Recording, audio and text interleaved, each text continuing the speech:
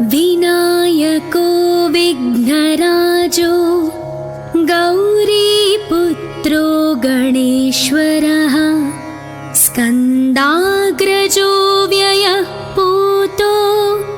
दक्षोऽध्यक्षो द्विजप्रियः अग्निगर्भच्छिदिन्द्रश्रीप्रदो वाणीप्रदो व्ययः सर्वसिद्धिप्रदः शर्वतनयः शर्वरीप्रियः सर्वात्मकः सृष्टिकर्ता देवोऽनेकार्चितः शिवः शुद्धो बुद्धिप्रियः शान्तो ब्रह्मचारी गजाननः द्वैमात्रयो मुनिस्तुत्यो भक्तविघ्नविनाशनः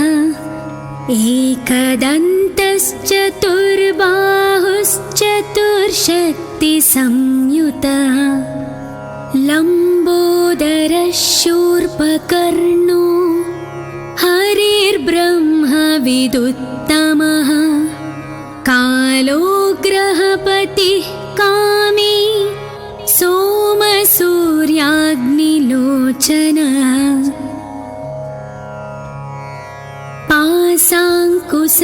पाशाङ्कुशधरश्चण्डो गुणातीतो निरञ्जनः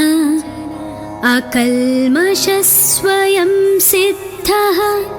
सिद्धार्चितपदाम्बुजः बीजपूरफलासक्तो वरदः शाश्वतः कृती द्विजप्रियो वीतभयो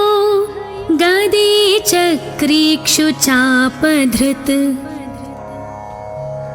श्रीदोज उत्पलकरः श्रीपतिस्तुतिहर्षितः कुलाद्रिभेता जटिलः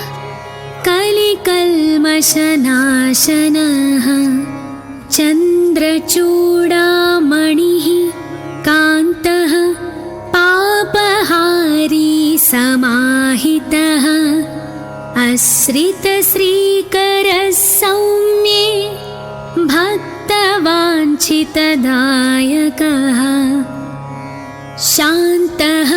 कैवल्यसुखदः सच्चिदानन्दविग्रहः ज्ञानी दयायुतो दान्तो ब्रह्मद्वेषविवर्जितः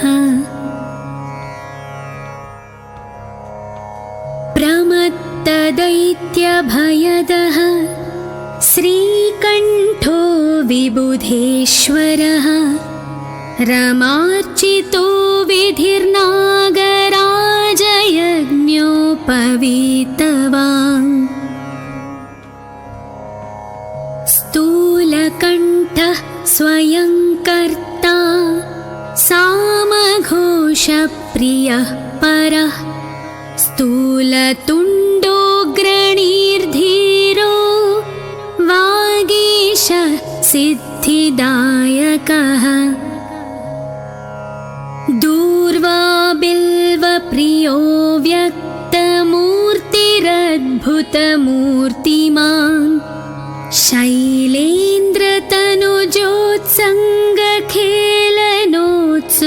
शैलेन्द्रतनुजोत्सङ्गखेलनोत्सुकमानसः स्वलावण्य सुधासारजितमन्मथविग्रहः समस्तजगदाधारो मायामूषकवाहनः हृष्टः तुष्टः प्रसन्नात्मा सर्वसिद्धिप्रदायकः अष्टोत्तरशतेनैवं नाम्ना विघ्नेश्वरं विभुम् तुष्टावशङ्करः पुत्रं त्रिपुरं हन्तुमुद्यतः यः पूजयेदनेनैव भक्त्या सिद्धिविनायकम्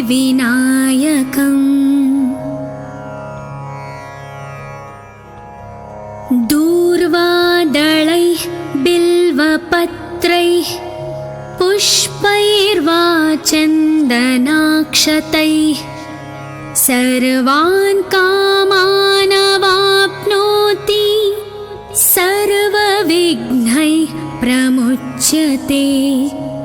इति श्रीभविष्योत्तरपुराणे श्रीविघ्नेश्वर अष्टोत्तरशतनामस्तोत्रम्। विनायको विघ्नराजो गौरीपुत्रो गणेश्वरः स्कन्दाग्रजो व्ययः पूतो दक्षोऽध्यक्षो द्विजप्रियः अग्निगर्भच्छिदीन्द्रश्रीप्रदो वाणीप्रदो व्ययः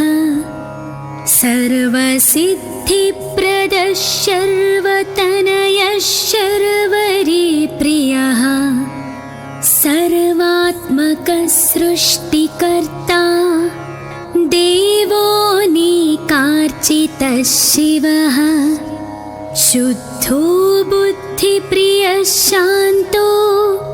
ब्रह्मचारी गजाननः द्वैमात्रयो मुनिस्तुत्यो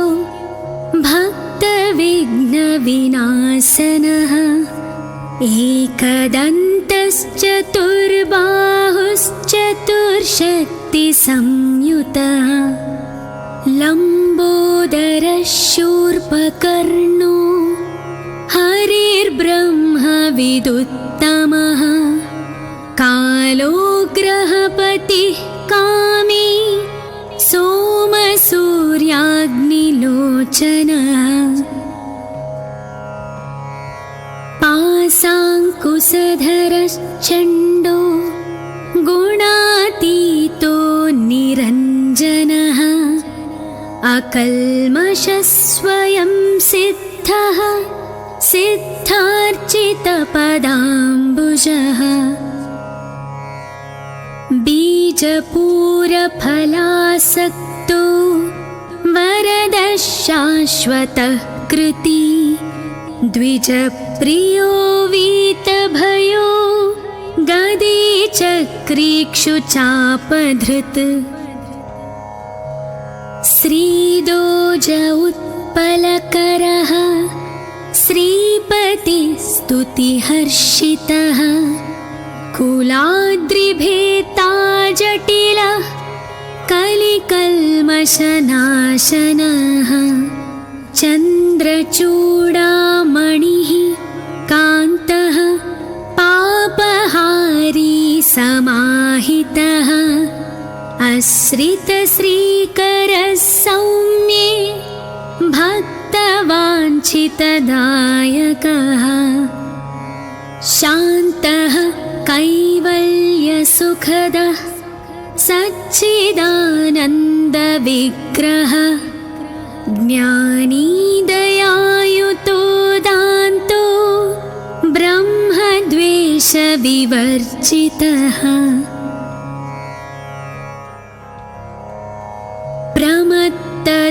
प्रमत्तदैत्यभयदः श्रीकण्ठो विबुधेश्वरः रमार्चितो विधिर्नागराजयज्ञोपवीतवान् स्थूलकण्ठः स्वयं कर्ता सामघोषप्रियः परः स्थूलतुण्डोऽग्रणीर्धीरो वागीश सिद्धिदायकः दूर्वा बिल्वप्रियो व्यक्तवान् शक्तिर्भक्तिरद्भुतमूर्तिमान् शैलेन्द्रतनुजोत्सङ्गखेलनोत्सुकमानसः स्वलावण्य सुधासारजितमन्मथविग्रहः समस्तजगदाधारो मायामूषकवाहनः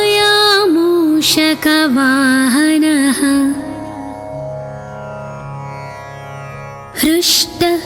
तुष्टः प्रसन्नात्मा सर्वसिद्धिप्रदायकः अष्टोत्तरशतेनैवं नाम्ना विघ्नेश्वरं विभुम् तुष्टावशङ्करः पुत्रं त्रिपुरं हन्तुमुद्यतः यः पूजयेदनेनैव भक्त्या सिद्धिविनायकम्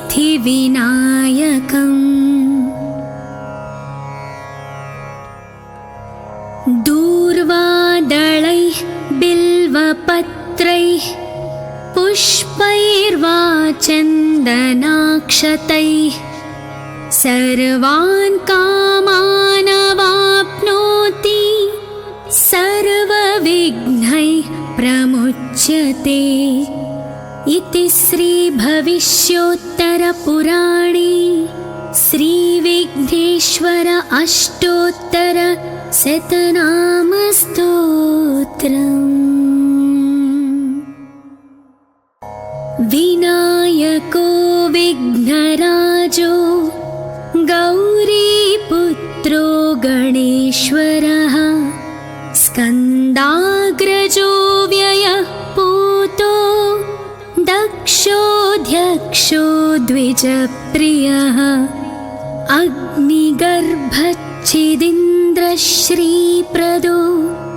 वाणीप्रदो व्ययः सर्वसिद्धिप्रदः शर्वतनयः शर्वरीप्रियः सर्वात्मकः सृष्टिकर्ता देवो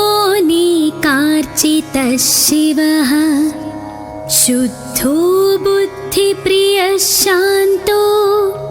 ब्रह्मचारी गजाननः द्वैमात्रयो मुनिस्तुत्यो भक्तविघ्नविनाशनः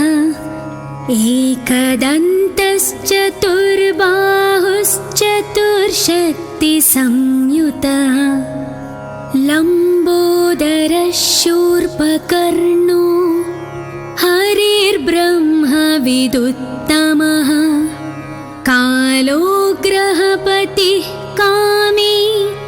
सोमसूर्याग्निलोचनः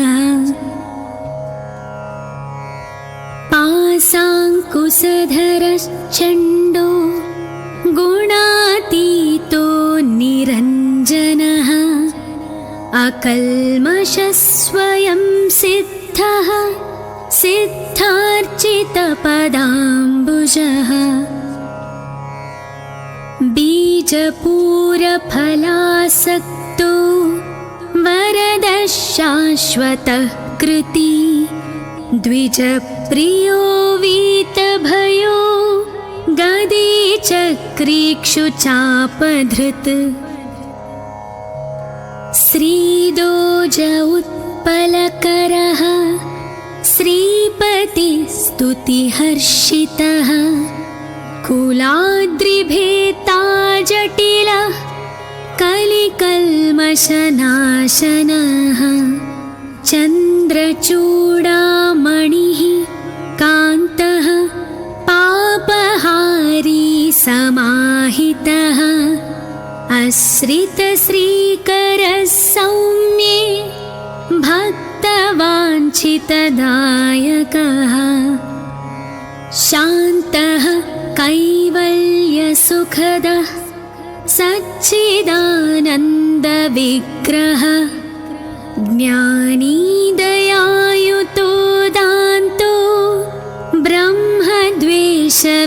वर्जितः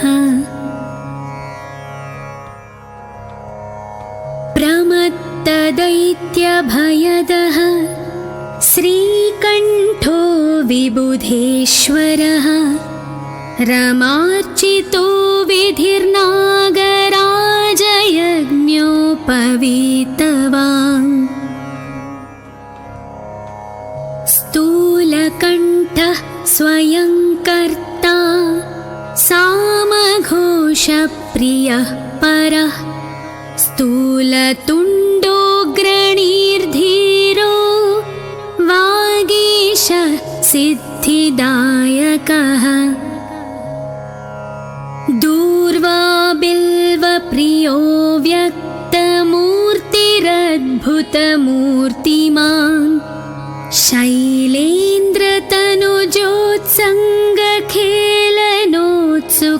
शैलेन्द्रतनुजोत्सङ्गखेलनोत्सुकमानसः स्वलावण्य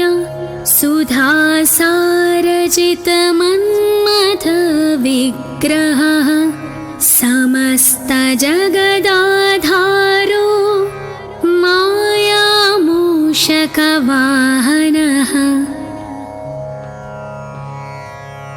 हृष्टः तुष्टः प्रसन्नात्मा सर्वसिद्धिप्रदायकः अष्टोत्तरशतेनैवं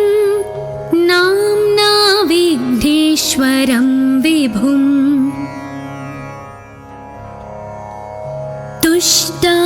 तुष्टावशङ्करः पुत्रं त्रिपुरं हन्तुमुद्यतः यः पूजयेदनेनैव भक्त्या सिद्धिविनायकम्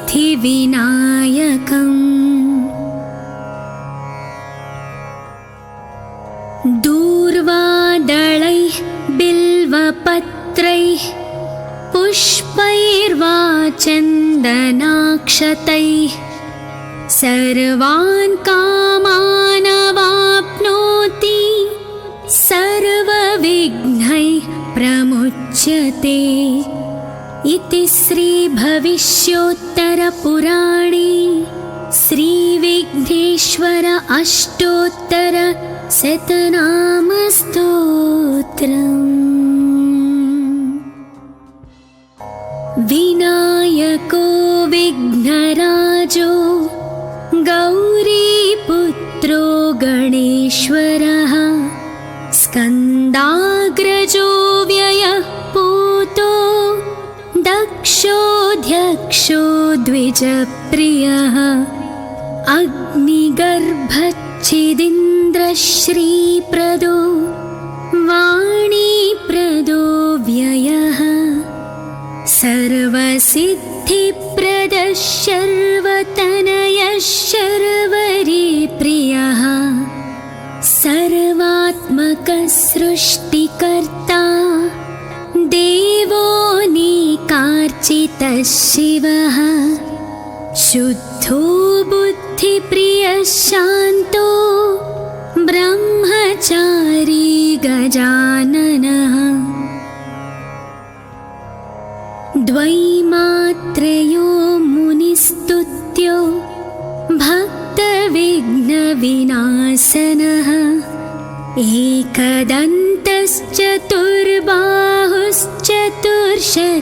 एकदन्तश्चतुर्बाहुश्चतुर्शक्तिसंयुतः लम्बोदरः शूर्पकर्णो हरिर्ब्रह्मविदुत्तमः कालो ग्रहपतिः कामी सोमसूर्याग्निलोचनः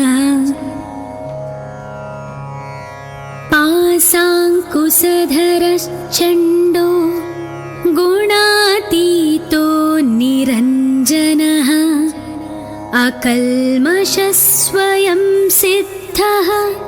सिद्धार्चितपदाम्बुजः बीजपूरफलासक्तो वरदः शाश्वतः कृती द्विजप्रियो वीतभयो गदे चक्रीक्षुचापधृत् श्रीदोज उत्पलकरः श्रीपतिस्तुतिहर्षितः कुलाद्रिभेता जटिलः कलिकल्मषनाशनः चन्द्रचूडामणिः कान्तः पापहारी समाहितः आश्रितश्रीकरः सौम्ये भक्तवाञ्छितदायकः शान्तः कैवल्यसुखदः सच्चिदानन्दविग्रहः ज्ञानी दयायुतो दान्तो ब्रह्मद्वेषविवर्जितः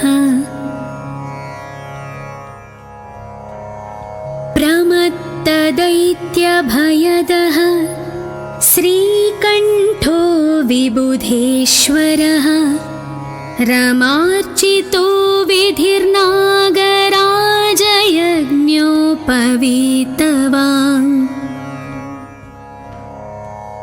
स्थूलकण्ठः स्वयं कर्ता सामघोषप्रियः परः स्थूलतुण्डोऽग्रणीर्धीरो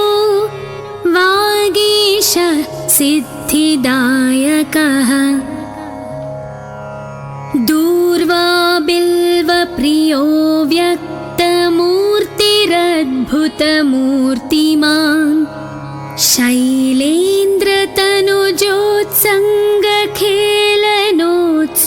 शैलेन्द्रतनुजोत्सङ्गखेलनोत्सुकमानसः स्वलावण्य सुधासारजितमन्मथविग्रहः समस्तजगदाधारो मायामूषकवाहनः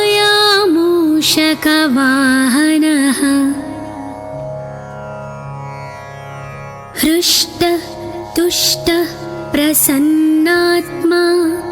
सर्वसिद्धिप्रदायकः अष्टोत्तरशतेनैवं नाम्ना विघ्नेश्वरं विभुम्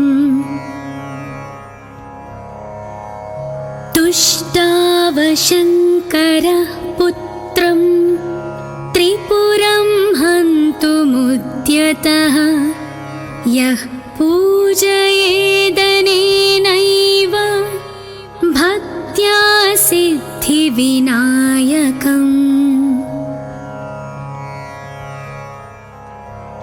दूर्वादलैः बिल्वपत्रैः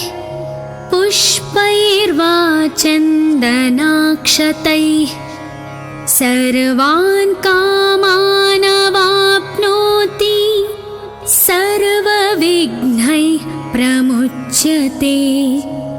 इति श्रीभविष्योत्तरपुराणे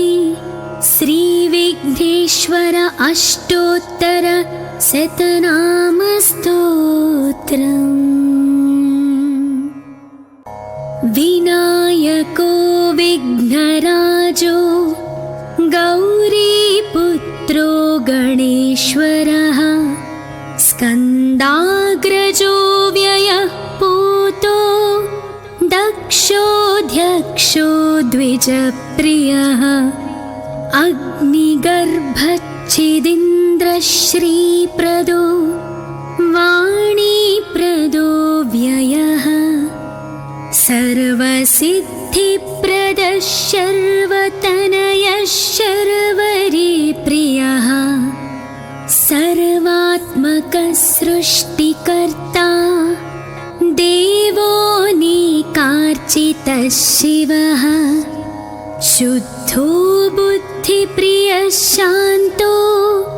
ब्रह्मचारी गजाननः द्वैमात्रयो मुनिस्तुत्यो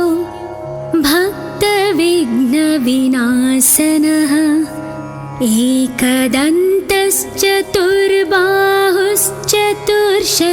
एकदन्तश्चतुर्बाहुश्चतुर्शक्तिसंयुतः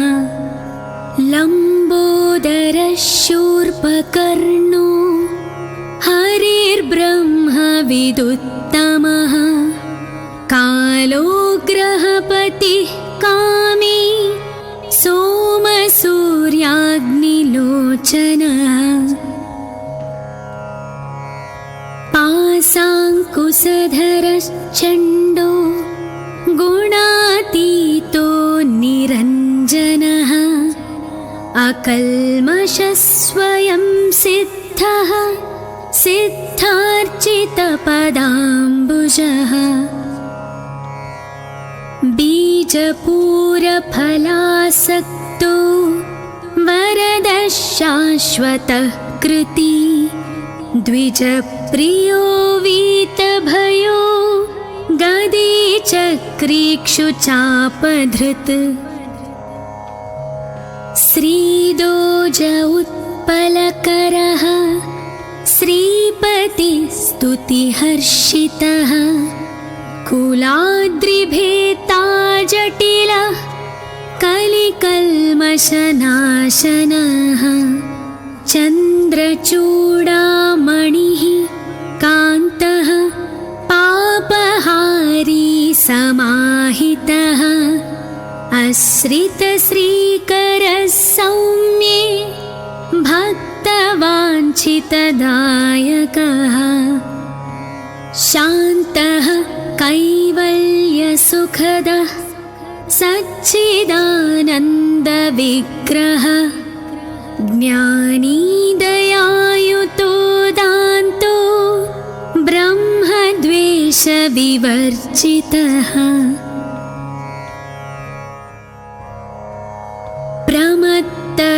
प्रमत्तदैत्यभयदः श्रीकण्ठो विबुधेश्वरः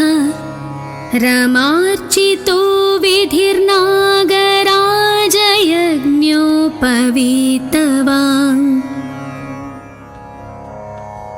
स्थूलकण्ठः स्वयं कर्ता सामघोषप्रियः परः स्थूलतुण्डोऽग्रणीर्धीरो वागीशः सिद्धिदायकः